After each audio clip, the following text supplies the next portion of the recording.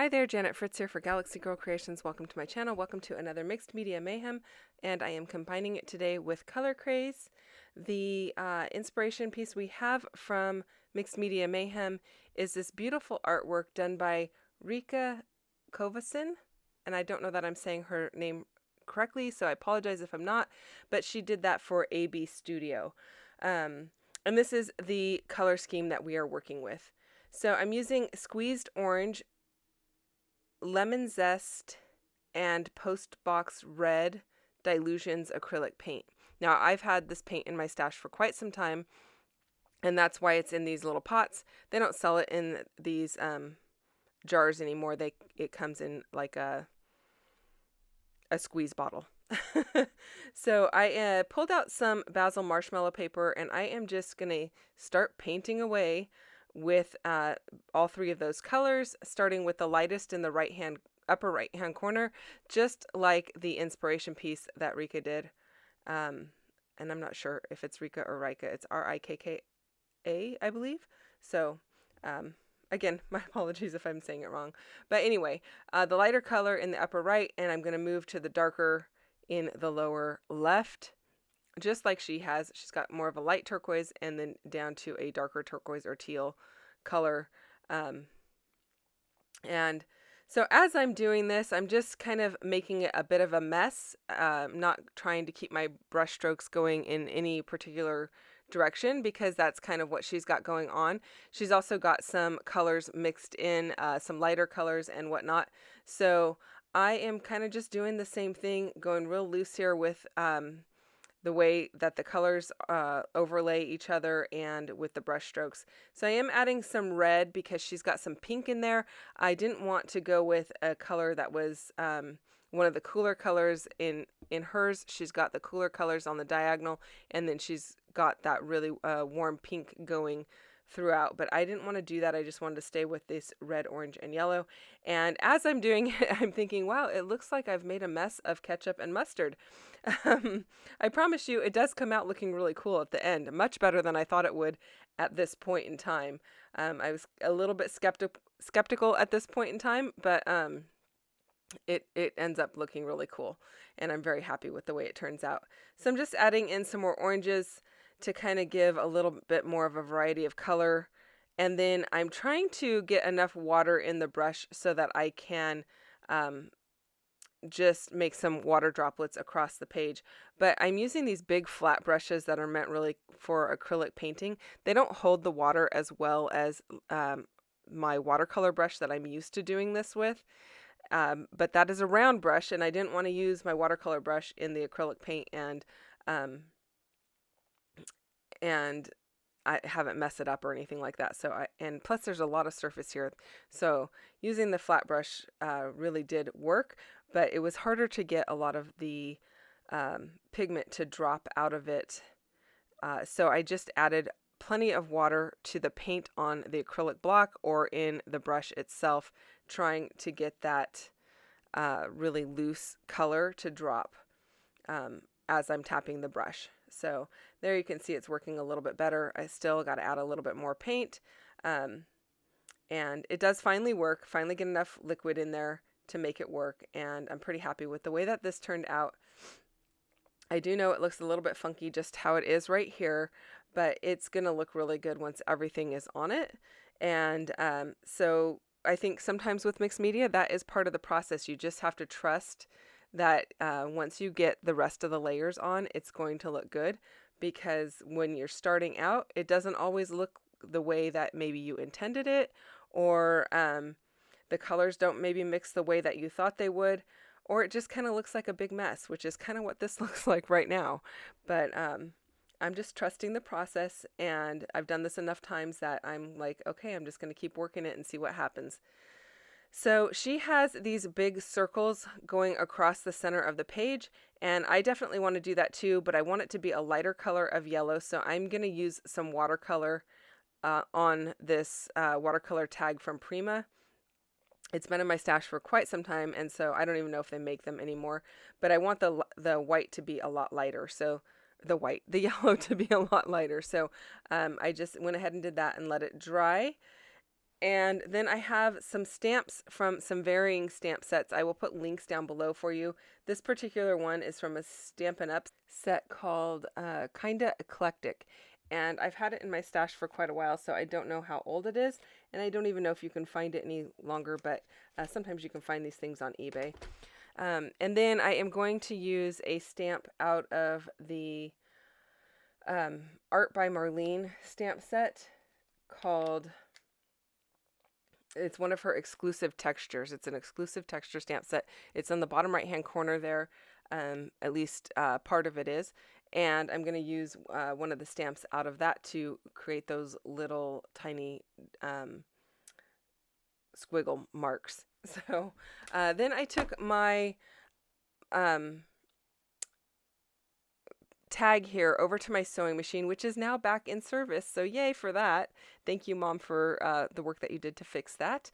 And I am just very loosely running it through the sewing machine to create some really wonky circles.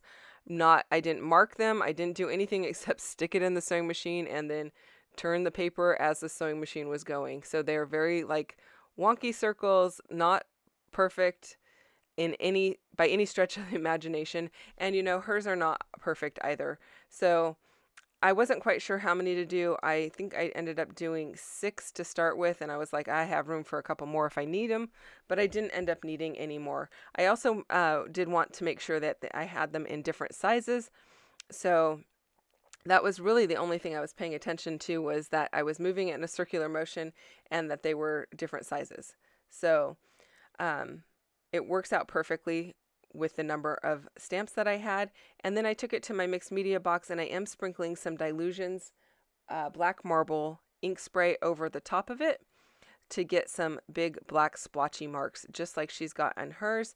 And I really like this because I feel like the black and the white, when you add that, it's kind of giving your eye a place to just like, it's not white space, but it kind of just gives a contrast, and it gives your eye a place to kind of just rest.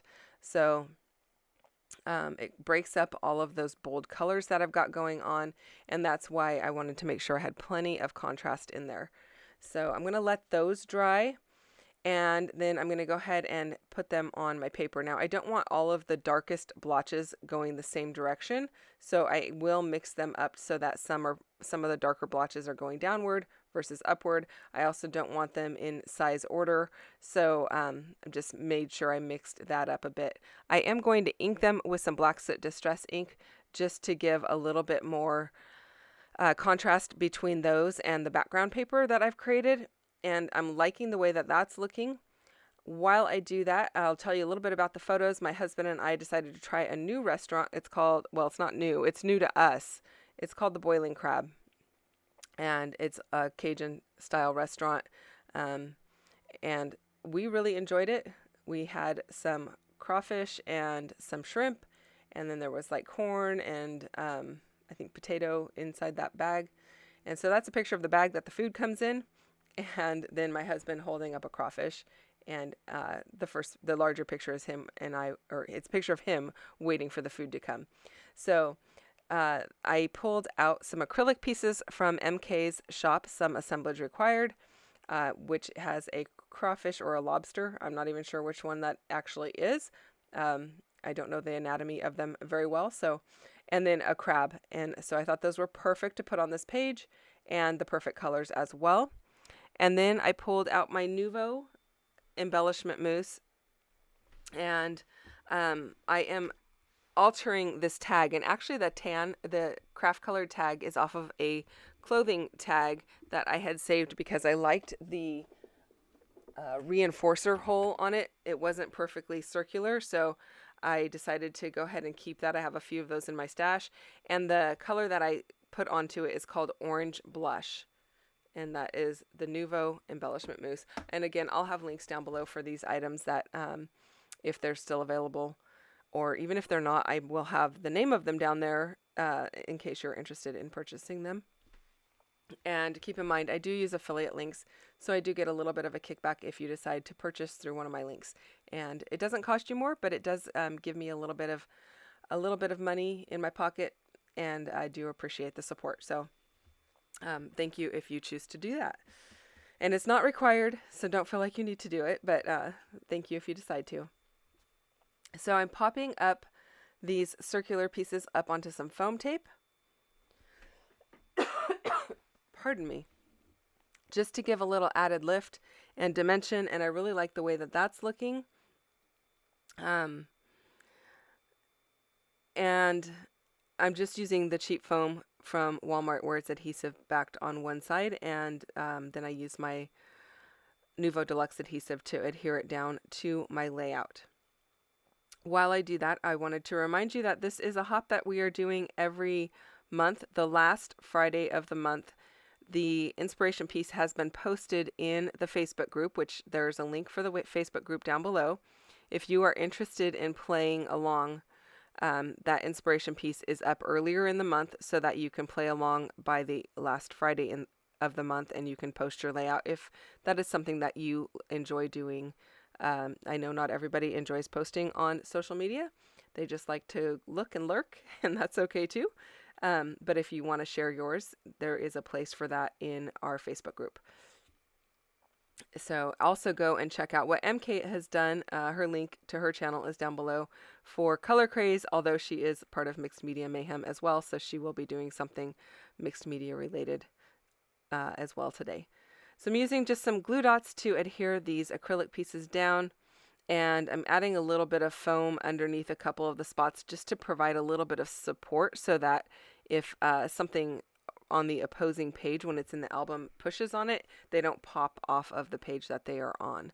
And then my title is going to be The Boiling Crab. I had a hard time finding thickers that I had all of the letters in that matched, and so I don't know why I was a little bit resistant to pulling out my dies and creating them. I think I just really am trying to get some of these thickers used up. But yeah, I sat for a while trying to figure out how I'm going to do this because I didn't have eyes. I have uppercase eyes, but no lowercase eyes. So I'm going to end up doing a little surgery on the letter J and making two eyes out of J's because I didn't like the way that the uppercase eyes looked with that uppercase L. So I'm going to do a little modification there. And then I am going to use a different font for the word the and the word crab. And I like the way that it turns out much better. So again, I really could have just pulled out my dies and been done with it, but trying to use up these thickers, and I actually do like multi-font titles, so I'm totally okay with that portion of it. But it took me a little bit to kind of figure out which ones I was going to be able to pair together and use that I had the proper letters for and that fit in the space that I have available to me. So I do end up putting some adhesive on the words the and crab because those are chipboard.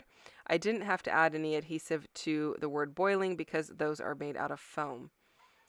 And then I pulled a little bit of twine through the tag here, and then I have another thicker piece of burlap twine, but I'm going to spray it black because the hole in that black tag is really large, and so I'm going to spray this black. I tried just inking it, but it doesn't get black enough for my liking, so I'm going to take it to my spray box and use a little bit more of that Dylusions Black Marble ink spray and ink it up. And actually, I think I used the shimmer spray, so it gives a little bit of sparkle as well. The black twine on the other one, you can see it sitting on the desk there. It does have a little bit of a silver thread going through it, so it does sparkle. So I thought I'll go ahead and just do that because it'll add a little bit of sparkle to it as well. And it actually made that burlap twine twist up in kind of like a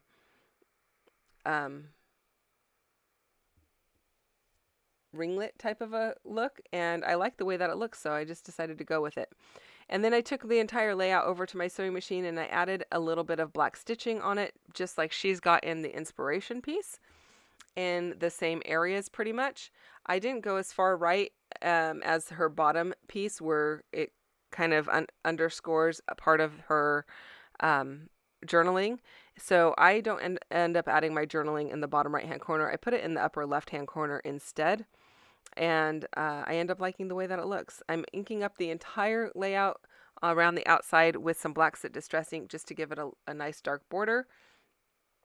And I'm going to add my journaling, and I do end up pulling out some foam or some puffy hearts and puffy dots. So I have a couple of black ones and a few orange ones that I wanted to use up, and there was one single green one left, and I ended up just tossing that one in the trash bin because I don't know what I was going to do with one single green foam or puffy dot, but I really liked that I could use up these hearts and the black dots. So just adding those to add a little bit more texture and a little bit more interest.